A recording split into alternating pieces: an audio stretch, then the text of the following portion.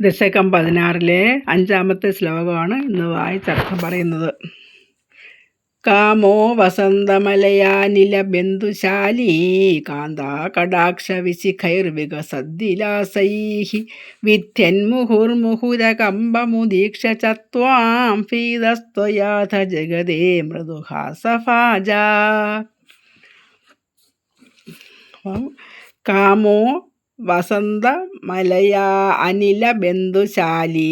കാമദേവൻ, കാമോ ആ കാമദേവൻ, വസന്തനെയും ആ മലയപർവ്വതത്തിൽ നിന്നുള്ള ആ വരുന്ന കാറ്റും മലയമാരുതനെയും അനിലബന്ധുശാലീഹി ബന്ധുക്കളായി കൂട്ടിയിട്ട് കാന്താ കടാക്ഷ വിശിഖൈർവികസദ്വിലാസൈഹി ആ തപസ്സിളക്കാൻ ആ കടാക്ഷം കൊണ്ടുള്ള അമ്പുകളാൽ വിശിഖൈർ വികസദ്വിലാസൈഹി മനസ്സിളക്കാൻ വേണ്ടി പലതരത്തിലുള്ള ശൃംഗാര ചേഷ്ടകൾ ചെയ്തിട്ടും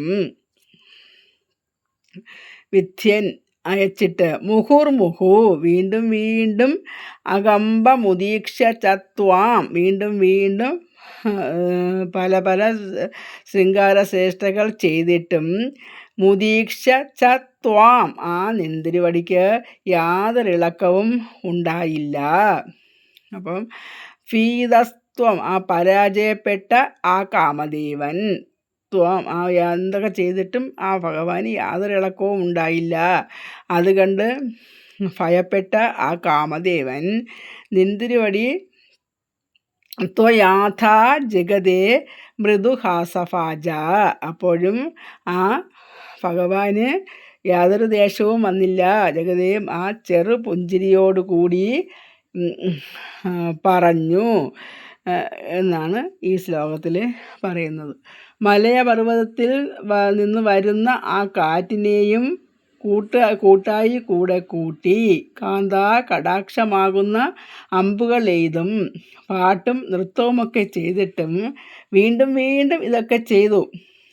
ആ കമ്പ യാതൊരിളക്കവും ഇല്ലാത്തവനുമായി കണ്ടിട്ട് ആ കാമദേവന് പേടിയായി. എന്നുവെച്ചാൽ ഈ തപസ് ഇളക്കിയാൽ അവസാനം ശപിക്കും എന്നുള്ളൊരു പേടി കിട്ടി. എന്ത് ചെയ്തിട്ടും തപസ് ഇളകുന്നില്ല. അപ്പം നാരായണമുനിക്ക് ചെറു പുഞ്ചിരിയോടുകൂടി ഇങ്ങനെ പറഞ്ഞു എന്നാണ് ഈ ശ്ലോകത്തിൽ പറയുന്നത്. അപ്പോൾ ശ്ലോകം ഒന്നുകൂടെ വായിക്കാം.